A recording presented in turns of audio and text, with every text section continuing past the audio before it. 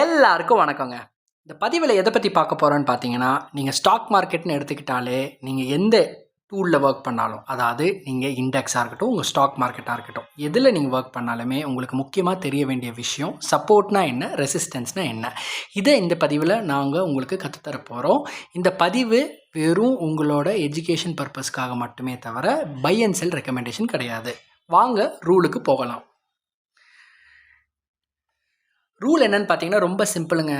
முந்தித்த நாள், அதாவது நீங்கள் இன்றைக்கி ட்ரேட் பண்ணுறீங்கன்னா அதுக்கு ஒரு நாள் முன்னாடியோட கேண்டில், அதாவது ஃபஸ்ட்டு 5 மினிட்ஸோட கேண்டலை ஹையும் லோவையும் மார்க் பண்ண போகிறீங்க. அடுத்தது 5 மினிட்ஸ் கேண்டலோட ஹையும் லோவையும் மார்க் பண்ண போகிறீங்க. அந்த டேவோட க்ளோசிங்கும் மார்க் பண்ண போகிறீங்க. வாங்க அடுத்த எக்ஸாம்பிள் ஒன்று ஒன்றா பார்ப்போம். இந்த இண்டெக்ஸ் பார்த்தீங்க அப்படின்னா பேங்க் நிஃப்டியோட இண்டெக்ஸுங்க. இதில் வந்து ஃபஸ்ட்டு 5 மினிட்ஸ் கேண்டலை நான் ப்ளாட் பண்ணியிருக்கேன். அடுத்தது பார்த்தீங்க அப்படின்னா அந்த முந்திட்ட நாளோட 5 மினிட்ஸ் ஹையும் 5 மினிட்ஸ் லோவையும் மார்க் பண்ணியிருக்கேன்.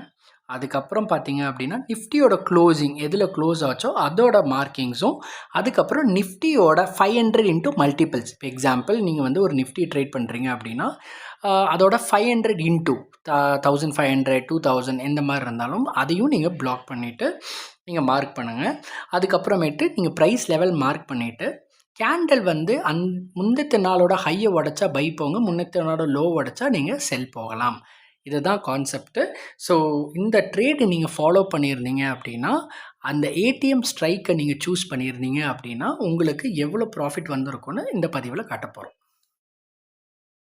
நம்ம அனலிசிஸ் பிரகாரம் அந்த மார்க்கிங் படி நீங்கள் ரெசிஸ்டன்ஸ் உடச்சோன்னா அந்த கேண்டலோட ஹையை மார்க் பண்ணி நீங்கள் என்ட்ரி பண்ணியிருந்தீங்கன்னா 1:1 ரேஷியோவில் நீங்கள் கேப்சர் பண்ணியிருந்தீங்க அப்படின்னா மினிமம் 10 to 15 பாயிண்ட்ஸ் கேப்சர் பண்ணியிருக்கலாம் நீங்கள் பேங்க் நிஃப்டியில். இந்த மாதிரி யூஸ்ஃபுல் இன்ஃபர்மேஷன் பார்க்க எங்களோட வீடியோவை லைக் அண்ட் சப்ஸ்கிரைப் பண்ணுங்கள், எங்கள் பேஜை ஃபாலோ பண்ணுங்கள். நன்றி, வணக்கம்.